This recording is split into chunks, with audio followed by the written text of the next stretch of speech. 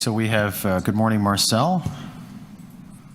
We have Ziva and Uba. Good morning. Good morning, everyone. All right, so I will, it's 9 o'clock. I'll call the meeting to order, meeting of the Tenant Services Committee.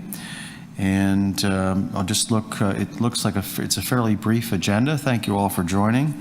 I'll look for a motion to approve the agenda. Ziva, you could do that? Okay, all in favor? Thank you. Any declarations of possible conflict of interest? Okay, seeing none. Then I need a motion to confirm the meeting minutes of, what was the date of that meeting? June the 10th, held here at City Hall. Uba, could you move the meeting minutes, move approval? Okay, sure. All in favor? Okay, that's great. Next item on which we may have some deputants is the list of action items. Item number 5, business arising, and we had expected to have a couple of deputants on. I don't see any. Are there any questions from committee members on any of the items on the action list? Okay. I don't see any. All right, then can someone just move receipt of those items? Uba, thank you. All in favor?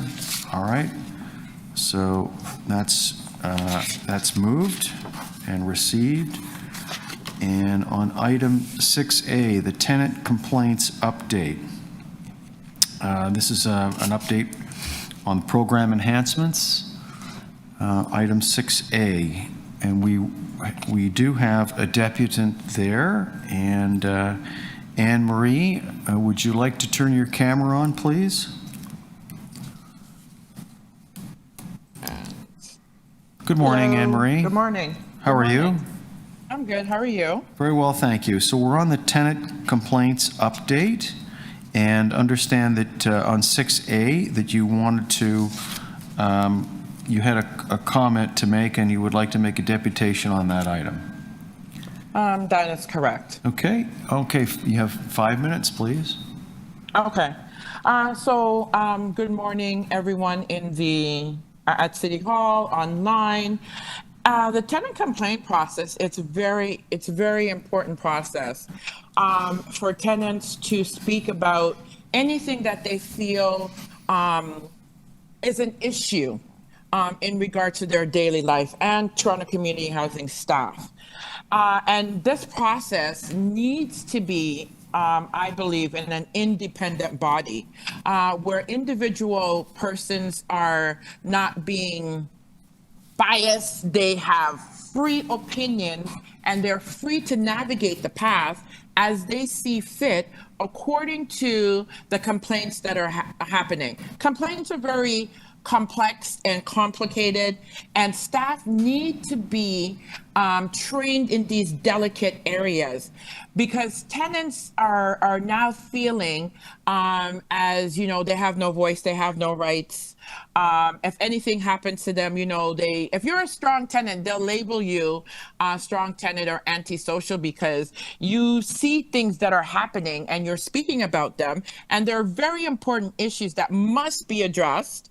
They can't just sit without being dealt with. And the complaint process is a key place to where tenants feel that they have a voice. So if that process is not being handled properly, if persons are there that are not equipped to deal with the huge situations that are occurring, then you're kind of stuck in that process because your voice is not correctly being heard, and you're still dealing with these dilemmas from different staff persons because the process is still being held. While these individual persons, you deal with them on a daily basis, you're complaining in regard to situations that are occurring. So we have to feel that, we're being heard. We have to feel that there's going to be some path that there's going to be something going to happen in regards to the complaint process to these individual persons, right? Now, it's unclear, the complaints process, it's unclear. Okay, if we now do this process and these individual persons are doing these things, okay, what is going to happen? What is that clear path in regards to these individual persons? It is unclear to tenants. And there should be a clear navigation in regards to each section of the complaint process. You make your complaint. These are the persons who are going to handle the situation, and then this is going to be the outcome in regards to individual persons who are found. Yes, you are doing these things. This is what the outcome is going to be, because we have to make sure that bullying, intimidation, harassment, trying to tamper with things are least because we're complaining and because situation is happening is wrong. It's absolutely wrong. And unit inspections are unit inspections, right? You don't use it to threaten tenants because they're complaining about processes that are happening. And we need to understand that something is going to be done. It cannot just sit, and we cannot just continue to do deputations on it, and then we don't see a clear path in regards to how is the situation going to be resolved. Because there are tenants that have mental health issues. There are tenants with disability, and they don't have a clear advocacy. What is also needed is an advocate to advocate on for these persons whose voices cannot be heard. They have mental health issues. They need support. They need help navigating through that path of the complaint process that they're not getting right now, right? And Toronto Community Housing, the city, the government, everybody working collectively together as a team need to have an individual process where advocacy can be supported, and there needs to be a lane to where we can have 30 seconds, Anne Marie. Okay, thank you. There should be a lane where we can have advocacy and someone giving advocacy to these individual persons with all these challenges is important. Thank you so much. Thank you, Anne Marie. Any questions of the deputant? Uba, please go ahead. Excuse me. And Anne-Marie, who is doing this threat, bullying, and intimidation? Because that should not happen. As far as I know, complaint process is to give constructive feedback and to correct things. So who are doing this to tenants? Well, just for privacy, right? The only thing that I can say. I'm just saying, is it a staff? Yeah, definitely staff. Definitely staff, superintendent, staffs. Yes, absolutely. And sister, it's important that tenants are just not being a part of that intimidation process, because as I said before, there are amazing people at Toronto Community Housing doing amazing work. But then you have a group of persons that really need support in regards to what they're doing. And they need to have a sit-down conversation with these people and let them know this is not acceptable. At no time is this acceptable. And if they're not stopped, they're going to continue and continue and continue and think that this is acceptable. And it's not, sis. No, I agree with you. And majority of our staff are doing an amazing job and going out of their way to meet the needs of our tenants. Yep. But whoever is doing that, which is a minority here, I think, Yep. Should be held accountable. I agree with you. Yes. All right. Okay, no further questions of the deputy? Okay, thank you. Oh, sorry, Marcel, go ahead. Yep.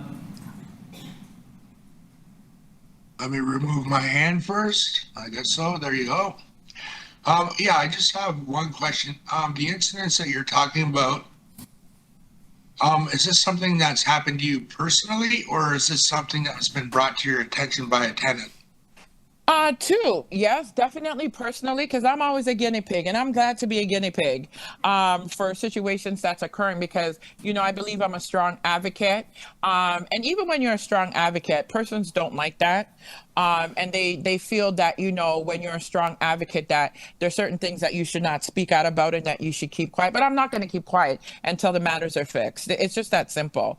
And yeah, absolutely. I'm always going to be a guinea pig. Everything I speak about, sir, is absolutely a reflection of things that I've experienced, other people are experiencing. Absolutely. Thank you. Thank you. Okay, thank you, Anne Marie, for the deputation. Thank you. Next, we have Catherine Wilkinson on this item. Catherine, are you there?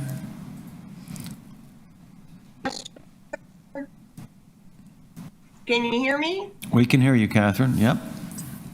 Okay, Chair Campbell, before I start, can I just confirm, is Councillor Fletcher present at today's meeting? She is not. She's not. Okay, fine. So there was an item I was going to depute on earlier, but so I'm not speaking to that. Okay, so on the tenant complaints process, I am still concerned about tenant privacy issues and the potential for bias in decision-making when solution staff investigating tenant complaints after looking at the tenant's profile on the home system. And I want to say that because I want it to be on record. We have ample staff that are highly trained and qualified to calculate RGI rent, and they have been doing so for many years. Tenants are automatically provided with an appeals process to have their RGI calculations reviewed independent of the decision maker. So I don't see the need for a second level for solutions team to get involved in RGI rent calculation complaints at all.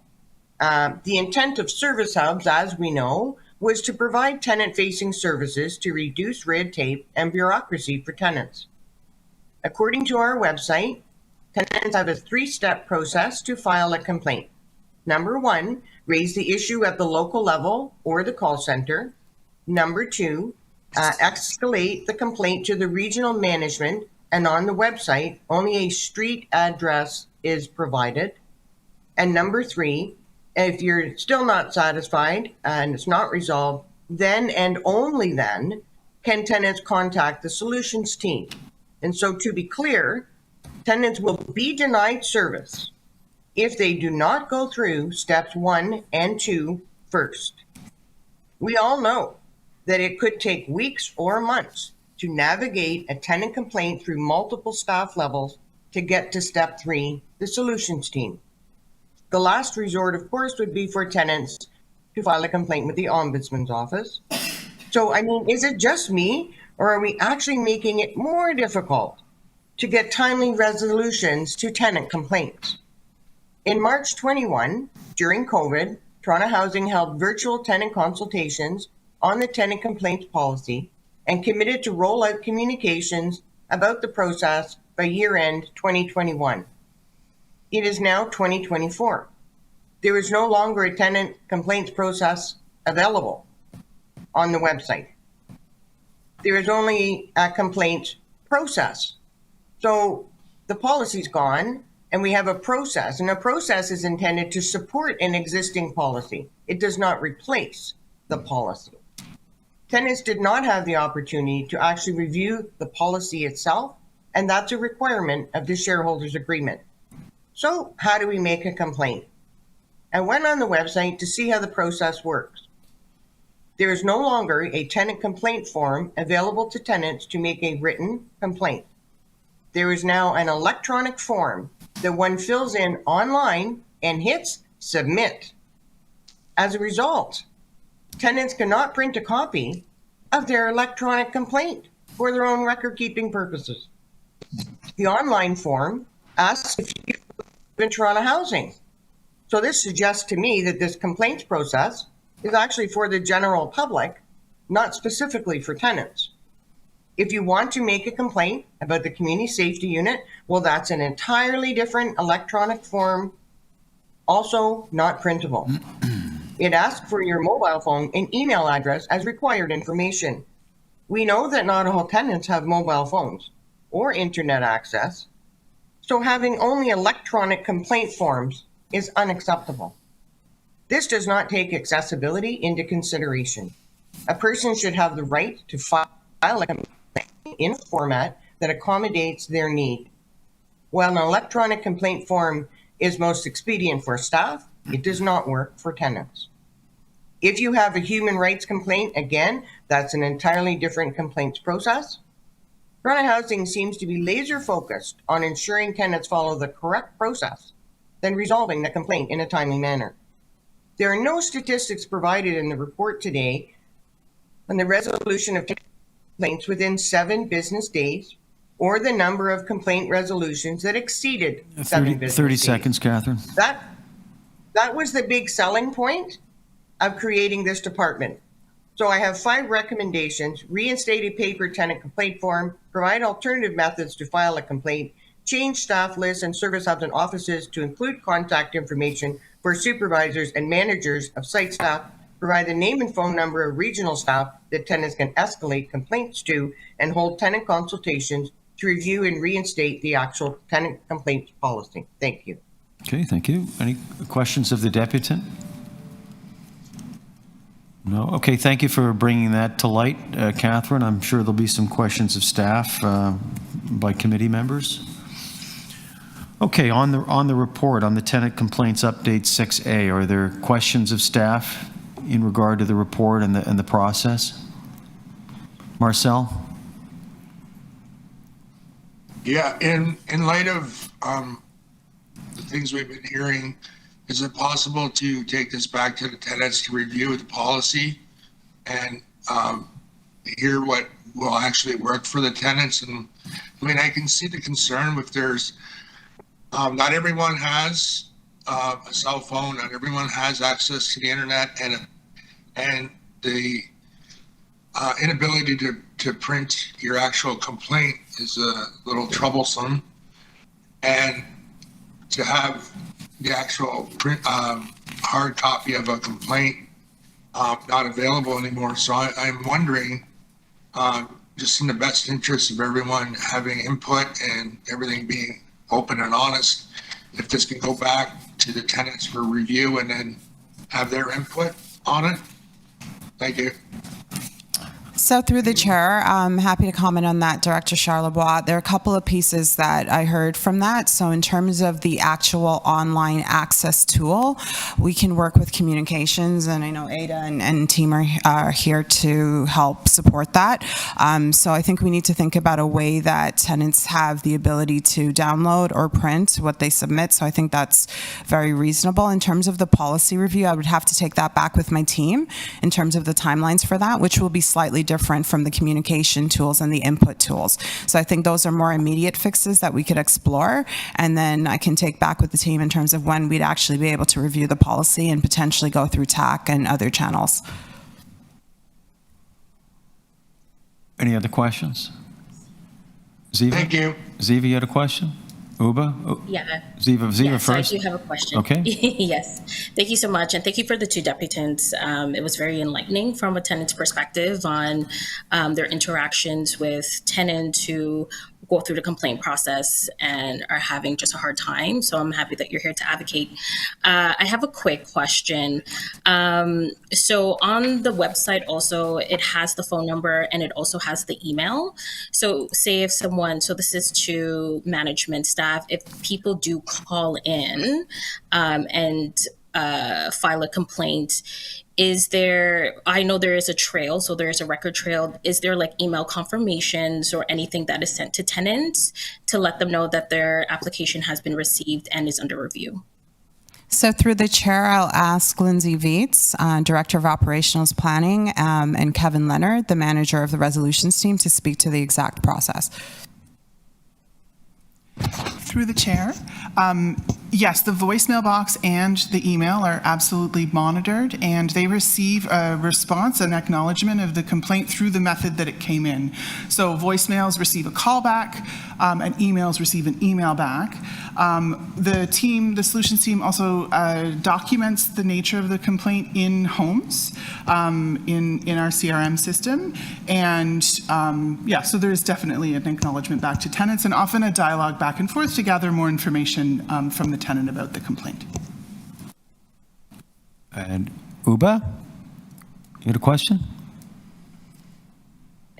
yeah, just sort of like not question but request. If most of the time I heard tenants giving positive feedback in terms of interaction with staff and what have you. So I was a bit surprised when I heard the first debutant, and I was wondering if we can look into that and make sure that we're supporting our staff, but we're also supporting our tenants, and no one is feeling intimidated or threatened or what have you, whatever it is. So maybe people need training to work with individuals who may have mental health challenge or what have you. So just in that sense, like I want someone to look into what Anne Marie says.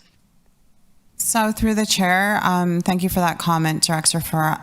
I think that's really important, and we will absolutely follow up with Anne-Marie. We have had discussions in terms of how to best support some of the concerns, but I will circle back with the team. Thank you very much. Okay, and I have a question. Any other committee members with questions at this point? No? So I have is there no means by which a tenant can file a complaint on a piece of paper? So through the chair, I do believe there's opportunities to file complaints on paper submitted either through frontline staff or potentially through their hub and our head office. I think the issue is on the website. I see some nodding in behind. Being able to access the tool on the website, that's what the deputant was speaking to. But there are mechanisms. I know we get mailed in complaints that we explore as well. Okay. So Kevin, Lindsay, I don't know if you want to expand on that. And maybe you could just ask, like, is there a complaints form that's, like a piece of paper with your name and your unit number or what have you and the nature of the complaint? Does that exist? Yes, through the chair, it does. Often that is distributed to tenants who request it from the call center. It can be mailed to them and also through their local office. And I think, to reinforce what Nadia is saying, absolutely exploring making that available as a PDF download on the website is something we can definitely, look into. I see Ada nodding too, so that's good. Yeah. Okay, that's great. Thank you for the answers. Okay, so motion to receive the report, please. Moved by Marcel. All in favor? Okay, thank you. It's carried. Next item is 6B, the Tenant Engagement Review Implementation Plan. And we have Mr. Miguel. Oh, I didn't want to surprise you, Well, apparently you were a little tardy in getting your name on the list, but because you're here, we want to recognize you, and you wanted to speak on the tenant engagement implementation plan. Is that correct? That is affirmative. Okay. All right. You've got 5 minutes. Go ahead, please. So now we're on now. Thank you. Good morning, and thanks for allowing me to speak today on this item on the agenda, number 6B and item 6C. So, what I'd like to bring to your attention are two questions. The Tenant Advisory Committee was hard at work in the beginning with regards to the code of conduct. That's my understanding. I don't see in the tenant engagement review any comment or update on the code of conduct of tenant representatives. That's my first question and comment. The second one is, I saw a recommendation of the Housing Secretariat, which is the agency that oversees or has connection to the Tenant Advisory Committee, about allowing residents of TCHC to come to the Tenant Advisory Committee and make deputations. Perhaps it will also allow for an open democracy system that perhaps we can have the Tenant Advisory Committee open to deputants and comment on progressive ideas, such as an e-bike policy for TCHC residents across the portfolio, and that will be something that we can bring those ideas. That's one suggestion. Perhaps have an agenda and the minutes be made public. That will go a long way. I want to comment on an item that was already discussed at the JCHRC meeting on July the 3rd, with regards item 10, deputation policy. And there I talk about the involvement of the TSC, the TAC with regards to the deputation, and they make remarkable comments about education, how important it is that tenants are equipped, capacity building, be able to produce Excel sheets, minutes, agendas, have the basis of administration. So that is one of the challenges that they have. Other interesting comment at the bottom of this report, it says that perhaps the TCHC should hire, should hire a staff to help tenants with deputations. I'm glad to see every time I come to this meeting my friend Catherine Wilkinson, because she's the longest tenant activist representatives that comes to City Hall in these meetings. She is an abundance of knowledge that you guys should be tapping on, because all her knowledge and experience can be passed on to the next generations. According to the TAC, they want guidance. Sometimes city guidance is referring to a city policy. We have living experiences. We have knowledge. We have been there. Hello. I don't want to comment on the budget meeting with Olivia Mayor Chow. I just see one friend over there, but that will be topic of discussion one day. So going back to the topic, so if you really want to educate tenants, hire perhaps Susan Gapka. Susan Gapka used to come to these board meetings, these committees. Now I think she's working for 519 Community Center. Ask her to come and train the future generations of deputants according to the report addressing deputation policy item 10 of the JAC HRC meeting of July the 3rd, 2024. So this information to me, in my view, is so important to incorporate on item CB and item CC that we are discussing today, and hopefully there will be questions. As you know, guys, I'm here 24 hours, or I'm next door meeting some of the city councilors. Hello, Paula Fletcher, thank you for joining us. So there you go, guys. Have a wonderful day. Going back to the hood. Thank you, Miguel. Just quick question. You've a couple of times you mentioned the code of conduct and the tenant engagement review. Can you just what are you referring to specifically about that? Well, it's not secret.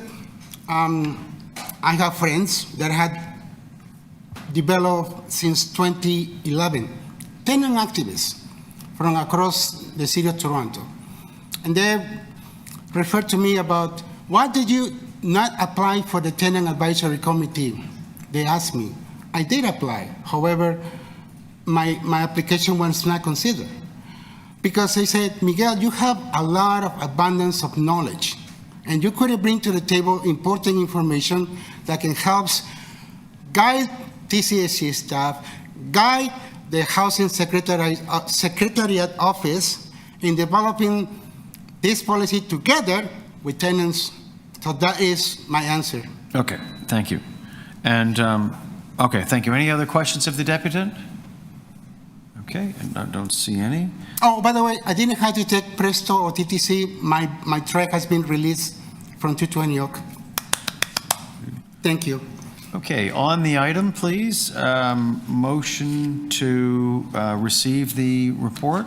We don't have any other deputants on this item, do we? No. Motion to receive the report. Ziva, you want to move that? Thank you, Ziva. Okay, all in favor? That is carried. Item 6C, the tenant engagement refresh. Anne Marie, we have you on the list of deputants. We have 3 deputants. Anne Marie? Yes. Good morning again. Good morning again. Okay, so you've got 5 minutes. Okay, great. I'd love to begin by saying Nadia's office does a great job in supporting tenants in regards to things that necessarily shouldn't be in her office, but they do an amazing job supporting us and giving us information. So I want to just give her, her big ups for that, because they do, her and her secretary, Janelle, they do an amazing job. And I want to just say, yeah, definitely thumbs up. Shed light on that. Amazing from her division there. So continuing with refresh, it's so important that reps, I didn't see on the action line, honorariums is key. When you want to go to the advisory committee, it's important that the emails get updated in regards to everybody getting the information, because I don't get them, and I would love to attend those, to have conversation, put ideas out there, because Miguel is right. Fresh ideas, fresh opinions. It's good to infuse that in regards to that table. Another thing that's so important for our West End community is the older youth need support in employment. Employment is amazing. Assisting our youth to get employment is amazing. And the 30-year-olds, they're still not getting enough help and support. And a lot of them do have conversations with me in regards to that. And I want to shed light on that. It's important. Tenant insurance is amazing. We need to spread that information out to the tenants so that we can apply and get some. Love to have that information sent to my email in regards to it, so I can spread it out into the community, because that's very important. There's some amazing work that Refresh is doing right now. 14 recommendations combined into 10. They went down to City Hall, and they had this amazing event where, Olivia Chow, they had a conversation with her in regards to how the process works and how City Hall makes decisions. City Hall making decisions, the government, the director, so important. All these great, amazing bodies need to come together to have conversations with important tenants in regards to how to make some important changes that is really needed. And I see all the recommendations and programs. Oh my God, programs are so important to communities, that they get support. Food banks, so important. Because as you know, we're in difficult times right now, and Toronto Community Housing having food banks in their community, we need supports by our CSCs, right? Giving supports to food bank. West End one just opened in our community. We need support. We need to have, resources. There's a lot, as you know, different tenants have different capabilities, and they are active in getting support with community partners, which is important. But the other pieces and the other bodies that are existing need to communicate with that, because making sure that, we get that connection with Toronto Community Housing, our teams that are in those communities, right, to help. Because food banks, right now, I read the statistics, it's 1 million more people that are using food banks right now. Regular working people, right, are using them, because once you pay rent and you pay your bills, you have no money for food. So making sure that they stay alive and thrive, no interference, is important to our community, especially the ones in the West End. Very important that those things thrive and stay alive, and we get amazing supports. Toronto Community Housing pays a lot in regards to their vendors, right? And we need to hold their vendors accountable, because when we buy products from the vendors and they don't give us proper products, they need to take them back and get the money, or give us an item and substitute for those products.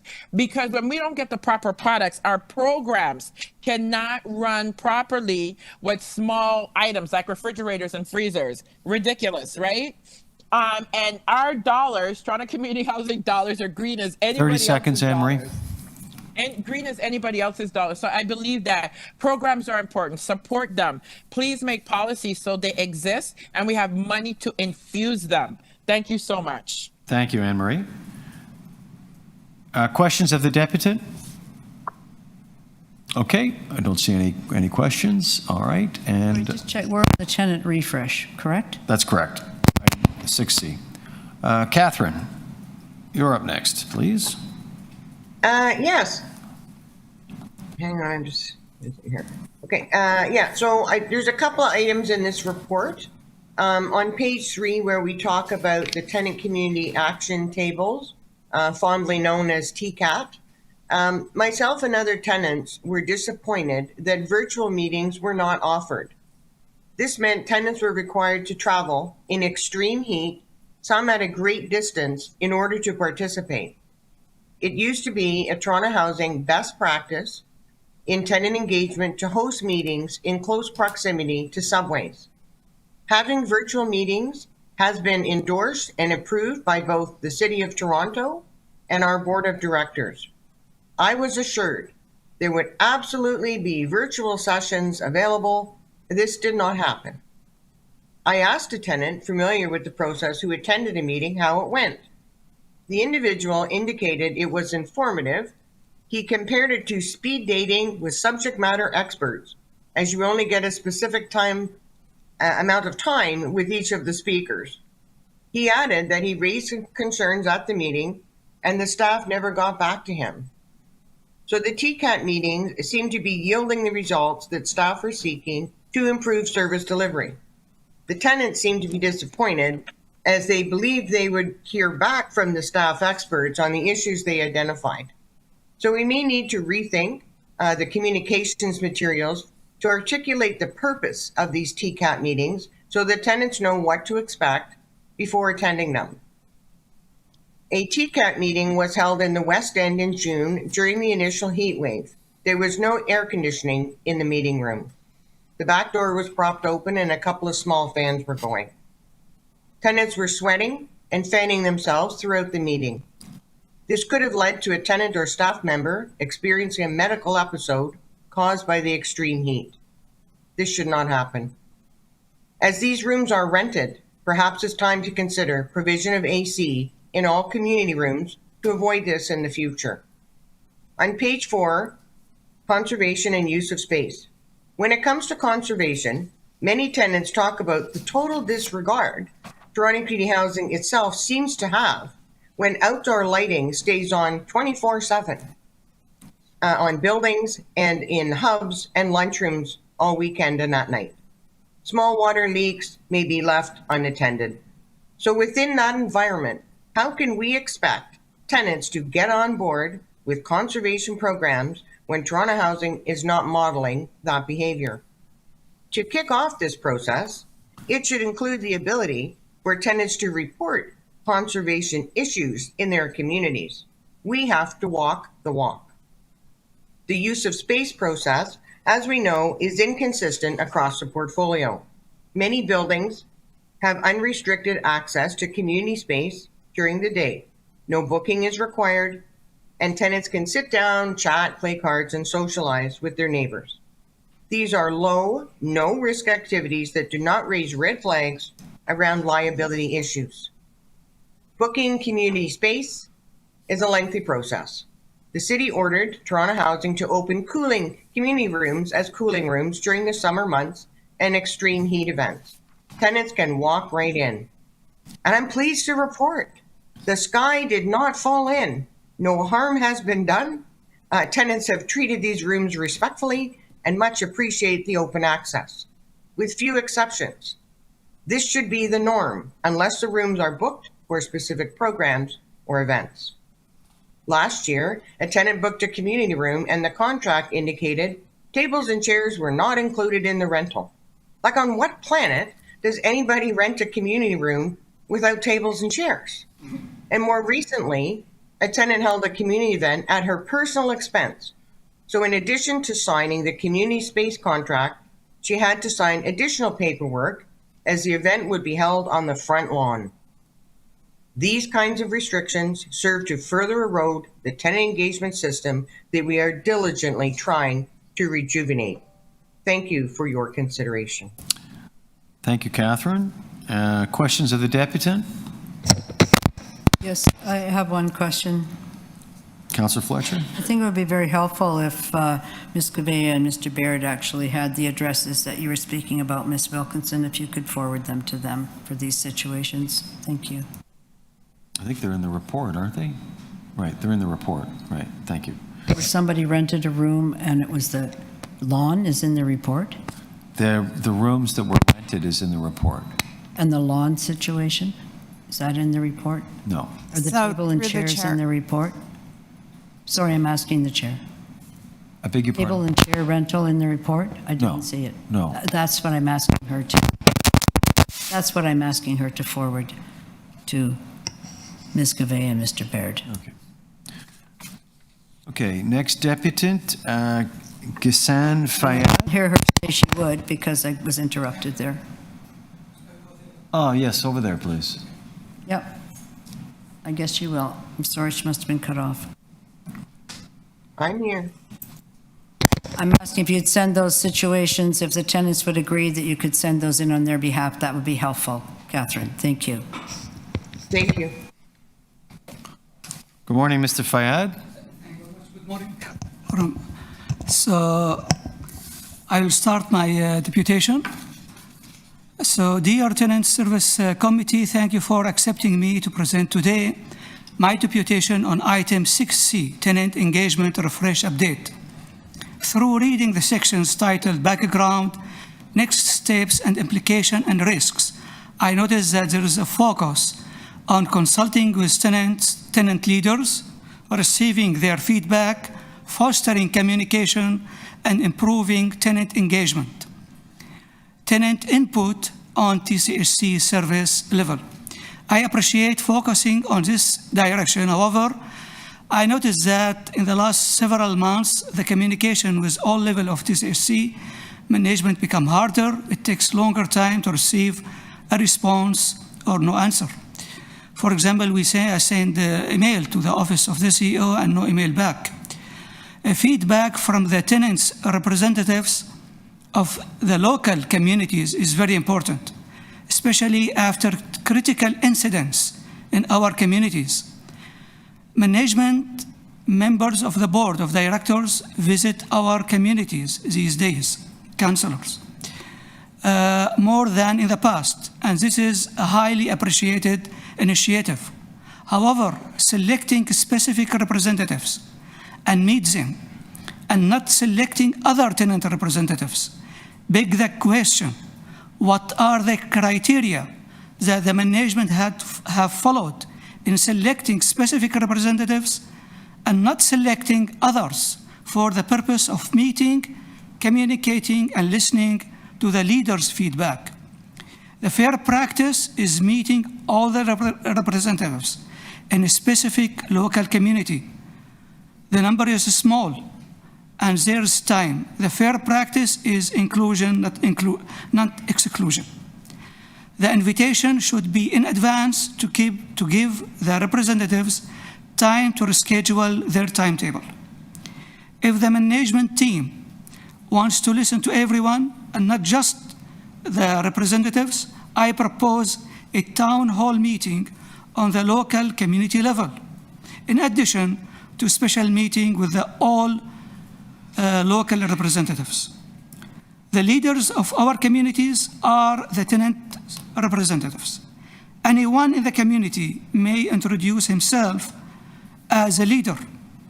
However, I ask the management team to meet all the representatives as well, inviting us, listening to our feedback, experience, thoughts, suggestions, inputs, and proposal, especially regarding the critical issues and events in our communities, would be great. Finally, I request a follow-up from the management after every deputation to provide a detailed feedback. Thank you. Thank you, Mr. Fayad. Any questions from committee members?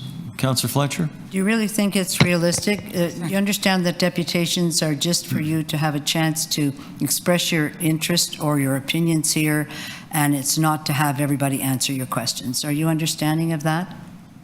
Yes, I understand. So there would be no reason for management to then reply to everything in the deputation. That's not how deputations work. I just want to make sure you understand how deputations work.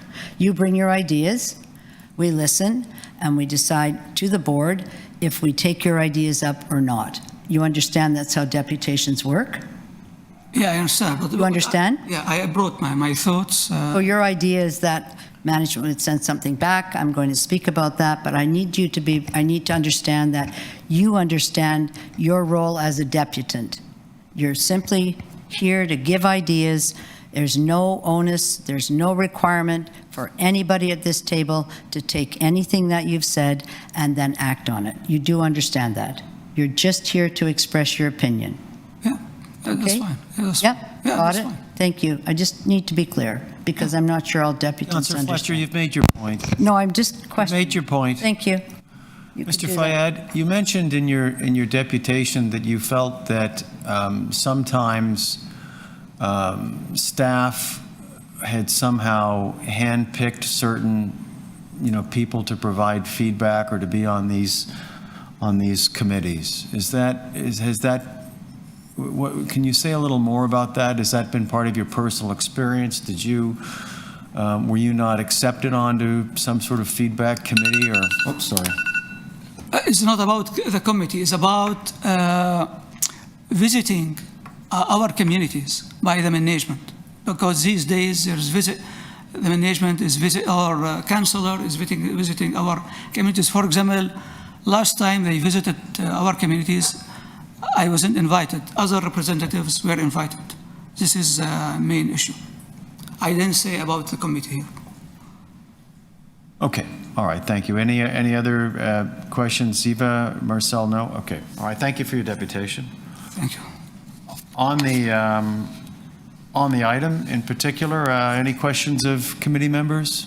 I just want to ask a question about selection. I understand there's a very clear selection process for all of the tenant groups outside of just the volunteering that takes place at buildings. So could you just give us the levels of tenant engagement, starting with the building, and then there's other committees and other things that people are selected with certain, make application, and it is management that selects, and the board basically approves the management selection, as I understand. So let's all understand what happens, please. So currently, there is a four-step system for the tenant engagement. The first layer is building committees and our community representatives. So the community representatives looks very similar to the previous tenant rep model. And in that model, you would have the tenant population vote for the community representative. The other alternative model at layer one is the building committee. That is not based on an elected process. It's based on self-selection of tenants who are interested in participating in building committees. In the last round, I believe 70% of our buildings actually chose building committees. Layer two was to be a hub level of tenant representatives or community representatives and building committee representatives. That layer was never manifested, so that didn't actually happen. So in the current system, we have layer one, and then we go directly to layer three, which is the tenant community action tables. Those are the quarterly events that are held that the report speaks to, and those events are open to the building representatives as well as the committee members that are participating, representing their community at the tenant community action table. The additional layer, which has been supported by the city more recently, is the Tenant Advisory Council. That process is an application process. It's open to all tenants, not just tenants in the tenant engagement system. And that was through an interview process applications through a co-led process with City of Toronto and TCHC staff. Thank you very much. Okay, any other questions of staff? Okay. Sorry? I have a question. Oh, there you go. Oh, hi, Ziva. Okay. Hi. I would say that the tenant advisory and the tenant action tables are really great initiatives to get tenants involved. One of the deputants talked about not having a hybrid option. So people who do want to participate online, moving forward, is that going to be an option for tenants if they do want to participate? So through the chair, we've heard from many tenants that they wanted to return to in-person events and meetings, and so that's what we tried to facilitate with the tenant community action tables. Having said that, I'm happy to take it back. Hybrid options are really challenging for us because technology and different things, but I do think there might be an opportunity to have a virtual session that's open citywide that mimics some of the content that we have in the in-person session. So I've noted that, and I will discuss it with the team. Okay, thank you. Okay, a motion to receive the item, please. Marcel, you want to move that motion? Okay, moved by Marcel. All in favor? Thank you. And that concludes today's agenda. Motion to adjourn is always in order. Ziva? Okay, all in favor? Thank you. Thank you to staff, and thank you to directors.